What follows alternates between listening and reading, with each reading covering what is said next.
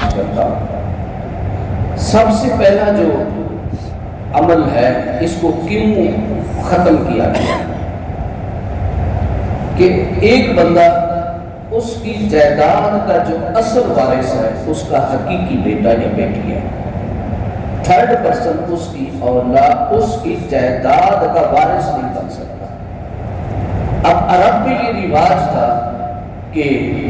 اس منہ بولے بیٹے کو جب حقیقی بیٹا یا حقیقی منہ بولے بیٹی کو جب حقیقی بیٹی بنا لیا جاتا تو اس بندے کے مرنے کے بعد وہ اس کی وراثت میں حصہ لیتا، اور یہ اس کی اولاد کے ساتھ ناانصافی تھی، یہ اس کی حقیقی اولاد کے ساتھ ظلم تھا، کیونکہ حق تو ان کا بنتا ہے، اور ایک تیسرا بندہ اٹھ کے یا تیسری عورت بچی اٹھ کے وہ اس کی اولاد میں سے حق لے رہی ہے۔ اولاد تو وراثت تو اس کی ہے جو اس کی حقیقی اولاد ہوگی۔ تو پہلا تو یہ نقصان تھا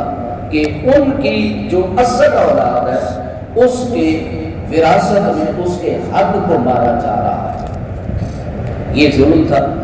اور دوسرا جو سب سے بڑی چیز ہے، ایک لڑکا جسے ہم لے پالے کہتے ہیں، منہ بولا لے پالے بھی اولاد کسی کا تھی، جب منہ بولا بیٹا بنا لینا لے پالے اولاد، یہ اس میں آتا ہے۔ اب جو لے پالے کا لڑکا ہے یا لڑکی ہے، بندہ کسی کی لڑکی یا لڑکا لے لیتا ہے،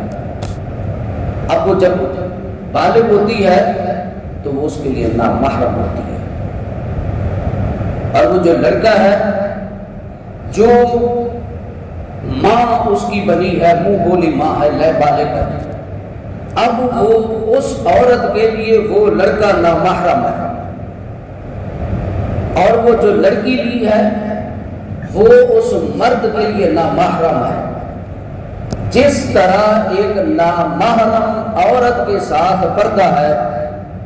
اسی طرح اس لڑکی کا اس باپ سے جس کو وہ باپ کہہ رہی ہے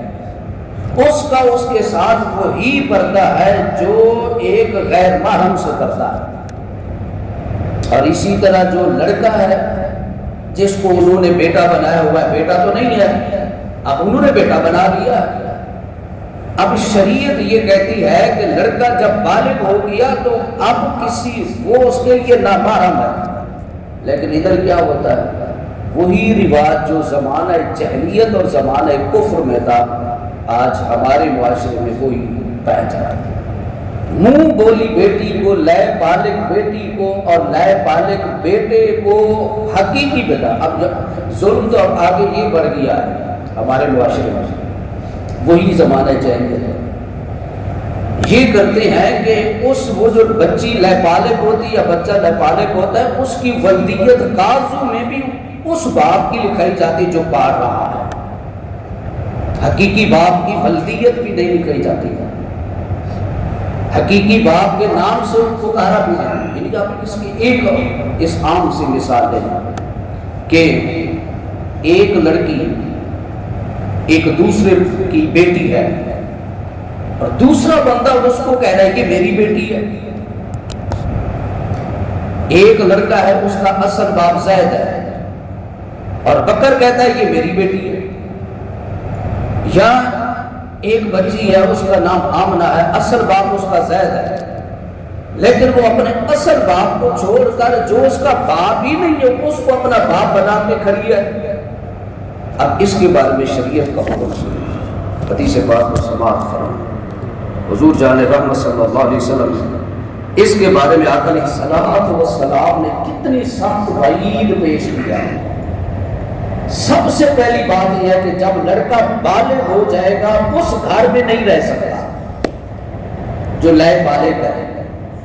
اس گھر میں نہیں رہ سکتا کیونکہ وہ غیر محرم ہے۔ جو لڑکی بالغ ہو گئی ہے اب وہ لڑکی اس گھر میں نہیں رہ سکتی، لیکن ادھر تو وہ ہوتا ہے جو لڑکی لے بالغ ہوتا ہے، لے بالغ ہوتی ہے، اس بچی کے ساتھ وہ جو مرد جس کو وہ باپ کہتی ہے اس کے ساتھ وہ پیار بھی کر رہا ہے، اس کو بوسہ بھی دے رہا ہے، اس کے ساتھ وہ سو بھی رہی ہے۔ یہ وہ عمل ہے جس کو شریعت نے حرام قرار دیا، یہ وہ عمل ہے جس کو شریعت نے حرام قرار دیا ہے۔ وہ جس طرح ایک غیر اور لڑکی سے ہاتھ ملانا حرام ہے، اسی طرح اس لائے بالغ بچی کے ساتھ بھی سلام کرنا اور اس کے ساتھ ہاتھ ملانا، اس کو اپنے ساتھ بٹھانا، وہی حکم ہے جو ایک غیر محرم عورت کے ساتھ